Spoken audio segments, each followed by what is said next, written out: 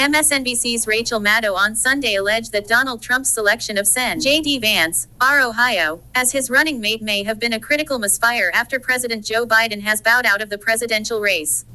On Sunday, Biden announced that he would be dropping out. "It has been the greatest honor of my life to serve as your president," he wrote in an official letter shared on social media. "And while it has been my intention to seek re-election, I believe it is in the best interest of my party and the country for me to stand down and to focus solely on fulfilling my duties as president for the remainder of my term." In a later post, the president added that he would be endorsing his vice president, Kamala Harris, for the Democratic nomination. "Today I want to offer my full support and endorsement for Kamala to be the nominee of our party this year," Biden wrote. "Democrats, it's time to come together and beat Trump. Let's do this." Biden's decision to exit the race comes after a flailing debate performance that sowed considerable doubt in his candidacy amongst Democrats. Now, with Biden clearing the way for Harris to take center stage, you can feel the Democratic Party consolidating, Maddow argued. "You can feel it coming together. And that momentum, she's gonna be choosing from a position of strength," Maddow said. "The next 3.5 months are just gonna be lights out in terms of this campaign against Donald Trump." Donald Trump thought that he did not need to worry about winning this election because he thought he was going to be running against Joe Biden. Because he thought he didn't really have to compete very hard to win, he picked JD Vance. "Someone who isn't going to help him at all," Maddow claimed. "He picked JD Vance because he wanted him for governing, not campaigning," she said. "They picked JD Vance because they thought they had this election in the bag, and Joe Biden did this today, and now it is an absolutely different ball game. JD Vance and Donald Trump are going to lose in November, and Donald Trump is going to regret picking JD Vance as his running mate." Any Democrat who can talk about the kinds of issues where JD Vance has taken the kinds of stances, those are not 50-50 issues in this country, the host said, speaking of Vance's extremely hardline approaches to issues like reproductive rights. "They are not 60-40ths. He is taking the kind of stances that single digits of Americans support. You do not need any type of Democrat in particular to prosecute a case against JD Vance. He is a real weirdo from a really, really narrow slice of the far-right side of the ideological doctrine," Maddow continued. "They picked him because they didn't think he would have to be defending himself at all. Because he thought he didn't need to compete very hard to win, he picked JD Vance. He picked someone who's not going to help him at all." I do think you're right, Katie, that there's going to be an interesting fight about who ends up being her running mate. I don't really care. I mean, yeah, they'll pick somebody. I feel like the Democrats have a really good bench right now. And, maybe they'll pick Mark Kelly. Maybe they'll pick Pete Buttigieg. Maybe they'll pick Andy Beshear. Maybe they'll pick Gretchen Whitmer. Maybe they'll pick Raphael Warnock. I mean, Wes Moore. I don't know. Pick somebody. Maybe they'll pick John Tester. I don't know. I just feel like any of those would be great. Kamala Harris is going to be the next president. You don't think they're going to focus on Michigan, Wisconsin, Pennsylvania, and pick somebody from one of those states to ensure winning that state? If picking somebody from one of those states ensured winning those states, then you would do it, right? But I think what they need obviously has to be somebody who Kamala Harris believes is qualified to do the job of president, right? That's the most important qualification. Has to be somebody who's a really good campaigner. Has to be somebody who has personal chemistry with the nominee, and it has to be somebody who's got chops for both doing the job and winning the job. And I just feel like there's a lot of really good options. And the fact that this contest, however, she's going to make this decision, is going to be one from a position of strength. I mean, you can feel the Democratic Party consolidating, right? Right now, as we sit here, you can feel it coming together. And that momentum means she's going to be choosing from a position of strength. And the next 3.5 months are just going to be lights out in terms of this campaign against Donald Trump. Donald Trump thought that he did not need to worry about winning this election because he thought that he was running against Joe Biden. And while Joe Biden has had a very good record as president, he was presenting himself as enfeebled in a way that was going to be very difficult for this campaign. Because he thought that he didn't really even have to compete very hard to win, he picked JD Vance. He picked somebody who isn't going to help him at all. The Republicans were going to win Ohio anyway. They did not need a 39-year-old ultra-conservative guy who idolizes Viktor Orban to try to consolidate new votes for Donald Trump that he wasn't otherwise going to get.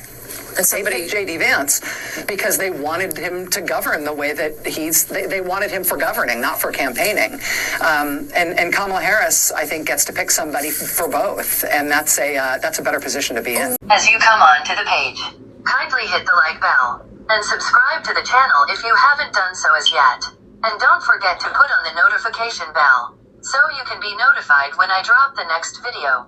Thank you. They wanted him for governing because he is aligned with Donald Trump, or the idea of Donald Trump that conservatives are pushing on policy. And one of those ideas is abortion. Donald Trump has said that he believes it should be left up to the states, but the apparatus behind him doesn't believe that. Project 2025 is saying that use the Comstock Act to ban the abortion pill from being shipped nationwide, ban the tools needed for the abortion procedures, ban them from being shipped nationwide across state lines, use the FDA to make the abortion pill even harder to get. JD Vance is somebody who said in the past that he believes in a federal abortion ban. I thought it was so interesting, Rachel, being at the RNC last week. Abortion didn't come up.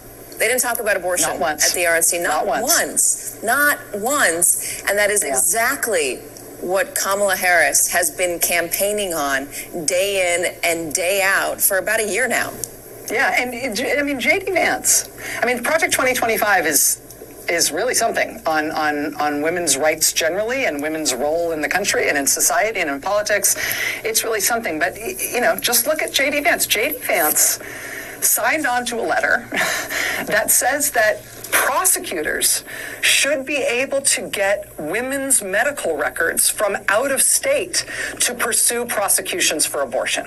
So if you live in a state where abortion is banned and you travel to California or New York or Illinois or someplace else to get an abortion in a state where it is legal, JD Vance wants prosecutors, law enforcement in your state to be able to get your medical records against your will from somewhere else you went in the country to pursue you across state lines so they can use your medical records in prosecutions. JD Vance on abortion is the worst case scenario you would invent for a barroom argument, for an inarguendo discussion with your friends about how bad it could possibly be. Vance argued in 2022 that people seeking abortions would travel from states where abortion is banned to states with liberal abortion laws, necessitating federal action.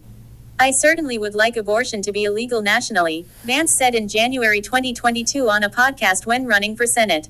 On Monday, the Ohio senator said he adhered to Trump's view that abortion was a state issue, though in practice that means abortion can be banned in one state and entirely protected in another. My view is that Donald Trump is the leader of the Republican Party, and his views on abortion are going to be the views that dominate this party and drive this party forward, Vance said to Fox News' Sean Hannity on Monday. Alabama's going to make a different decision from California. That is a reasonable thing. And that's how I think we build some bridges and have some respect for one another. Since the Supreme Court's 2022 Dobbs decision overturned the constitutional right to abortion, voters have consistently supported rights in state measures, and the 2022 midterm elections saw numerous anti-abortion Republicans defeated. Many Republicans, including Vance, have shifted or moderated their abortion positions to align with the current political climate, where anti-abortion rhetoric and policies are seen as increasingly toxic and detrimental to election success. After Ohio voters approved a constitutional amendment to protect abortion rights in 2023, effectively repealing the state's 6-week ban, Vance critiqued the Republican Party's messaging on abortion. We have to recognize how much voters mistrust us, meaning elected Republicans, on this issue, he wrote in a post on X. Vance's office pointed CNN to past statements on abortion from Vance as a senator, including one from CNN last December where he said, "We have to accept that people do not want blanket abortion bans." He also expressed support for exceptions in the case of the life of the mother, for rape, and so forth.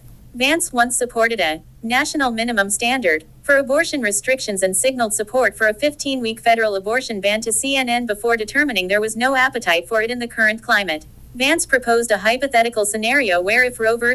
Wade was overturned and Ohio banned abortion by 2024, liberal mega-donor and philanthropist George Soros, a popular boogeyman in conservative circles, might then facilitate abortions for disproportionately black women by flying them to California.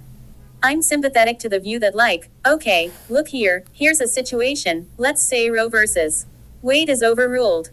Ohio bans abortion in 2022 or let's say 2024. And then, every day George Soros sends a 747 to Columbus to load up disproportionately black women to get them to go have abortions in California. And of course, the left will celebrate this as a victory for diversity. That's kind of creepy. And it's like, if that happens, do you need some federal response to prevent it from happening? Vance said, I'm pretty sympathetic to that actually. So, how hopefully we get to a point where Ohio bans abortion in California and the Soroses of the world respect it. The left has this weird desire to conquer everything, right? So I tend to think that these balances are always a little tenuous and eventually, either on any given issue, the left is gonna win or we're gonna win, he concluded. Yet in January 2022, Vance argued that while lawmakers couldn't ban abortion in the current climate, he was sympathetic to the view that a national ban was necessary. On Monday, delegates at the Republican National Convention approved their party's new platform with toned-down rhetoric on abortion that aligned with Trump's state-based approach to the issue. The move has angered some anti-abortion groups who opposed abandoning the party's old long-standing language, including the de-emphasis on abortion restrictions. JD, I asked Adrian Vermeil when he was on here this question, and it was about the future trajectory of, you've got a strong plank in the platform about this, like the future trajectory of abortion policy in the United States. Vermeil said, I was like, if we go back to the pre-Roe v. Wade framework, I think Roe v. Wade was, as a case wrongly decided, it federalized an issue and galvanized a movement that upset, swaths of the country. Created a lot of discord down the line. And Zan is a badly written opinion on top of that. But in terms of the long-term trajectory, Adrian said that we are going to reach an impasse in which, right to life and abortion rights are going to have to be decided nationally. Yeah. That was his take. I know Ohio has always been more slightly, attempted slightly more restrictive program, policies and programs in Pennsylvania, which in turn is more restrictive than some, further eastern states and things like that. So Ohio has had a base of support for that. But, do you see that issue ever being resolved nationally? I know you have your own, strong personal feelings and a commitment to life in that sense. But do you think it will be resolved nationally? That's Adrian's. He was very serious about it. He was like, it's going to be resolved nationally. And I was like, I don't know.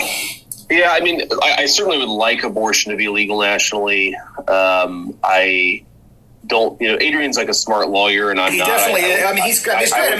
He's great. And in the argument he gave for why it would end up that way was certain states like California could just open the floodgates to the point where something would have to be done, like life activists in California would bring litigation, and suddenly something would have to be decided if there's a national floor or something like that. So his argument is good. His argument is good in that sense.